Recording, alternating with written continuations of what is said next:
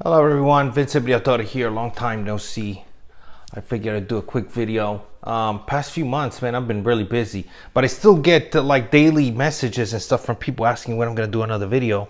So it's like, you know what? Let me just try with my phone, and like I got this little mic, lapel mic, and like, because when I set up the camera and everything, it takes so much time that I got so many other things to do. I don't really feel compelled, I guess, to do the endeavor. There's just so much work. So I'm like, well, maybe I could do it on my phone, do some quick videos daily, something like that, specifically about investments or different things going on in my life. So it'd be easier to upload. So here I am, that's it, I'm gonna try to start doing videos. I hope everyone is doing well. This past year has been crazy for me. Last year has been crazy, pandemic, all this shit going on. Really, my life has always been kind of pandemic-y, meaning I don't go out a whole lot, so it hasn't really changed. But a lot of opportunities has presented themselves in the market. I think I made a video, a few months ago discussing, some of the things I was doing and investing in through the pandemic.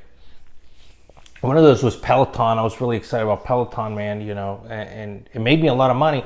This year so far, they had that scandal with the kid that got sucked into one of the Peloton bikes. And, the stock tanked. I'm still hanging on, though. I'm still hanging into Peloton. I haven't sold. I think it's going to do well under this holiday season, so it's going to bounce back. I also think that it's not as imperative, like it's not going to have as impact that people think. I think that little incident with the child, there's actually like a dozen of them, I think that's priced in already. So I think it's going to bounce back. I also think this is not specifically something that affects Peloton. I have a, what's it called? It's a NordicTrack. And NordicTrack's the same way, the blade thing. So I think that the kid getting caught under would be the same thing with NordicTrack. So I don't think it's something that's going to cause a recall. Other than that, I invested in the Coinbase IPO. I know a lot of us have, mixed feelings when it comes to Coinbase, but their position within the market is undeniable. And I think it's going to have a lot of success. I think that a lot of people that want to invest either from their 401ks or whatever, that don't feel quite as comfortable investing directly in a specific cryptocurrency may be compelled to invest in Coinbase. And I think they have such a high revenue at this point that they can branch off into a lot of different aspects. I also invest a lot in Square. Any type of payment processors that have a foot within crypto are things that interest me a lot.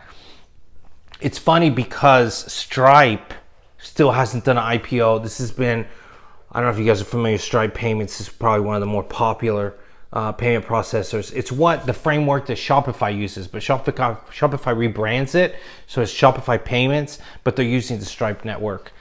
Stripe it's not publicly traded at this point. Past few years, there's been rumors, but they get so much money through venture capital funding, they don't really see the need. So, but it's expected within the next year or so, nobody knows for certain. And they actually had dipped their toe in cryptocurrency a few years back. It might have been, 2008, 2009. They were accepting Bitcoin as part of their infrastructure. So it was very easy to pay with BTC. They ended up pulling it. This was, they kept it maybe a year. I was very disappointed by that. I think it was about customer support. It's just different issues. It did not prove to be profitable, even though, the CEO and the executives are very supportive of the technology. I don't understand why they haven't given it another try since other places like Square and now even PayPal have integrated them. So if you want to get involved with Stripe, right, because they're big, they're doing great things. One thing that makes them great is accessibility, simplicity with integration. It is by far the simplest platform to use and integrate for new merchants. It's not the cheapest by far, but it's so easy, and you need very little paperwork.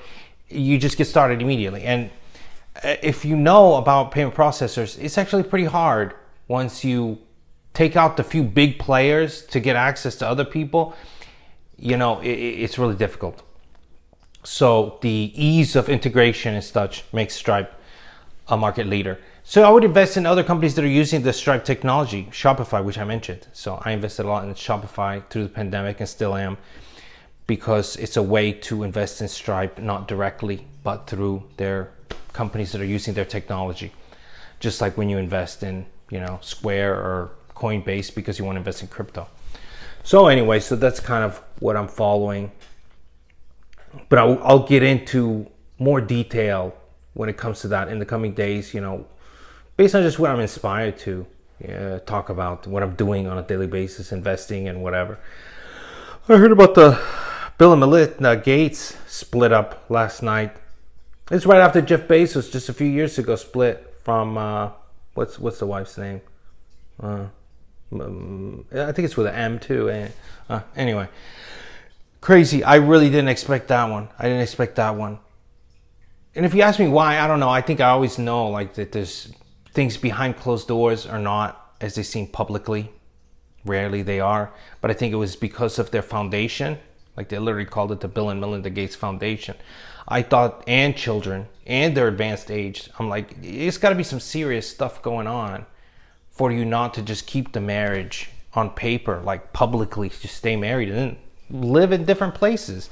There has to be something so big that they literally want to burn that piece of paper. So publicly they can say, hey, it's amicable, we just decided to split. But I'm telling you, there has to be an undercurrent that's pretty strong that causes separation. Anybody who thinks otherwise, I think it's a little naive to think that it was just, hey, you know what, we're not happy, we want to date other people. I'm like, come on, they're in their 60s, they got 3 kids and a foundation. One thing's for sure, maybe they don't align specifically when it comes to philanthropy. So that could be a motivation. I mean, who knows? It's just speculation. I don't know. But these things are always fascinating to me. These rich families that are constantly getting split up. Doesn't give me a lot of hope, right? But anyway, thank you guys for tuning in. I'm just going to post this real quick as an update. And I will keep posting in the future. Hopefully I'll have more interesting things to talk about. What do you guys think about the Bill and Melinda? What are you guys investing in right now? What would you guys like to see me talk about? So thank you guys for tuning in. As always, buy red and sell green.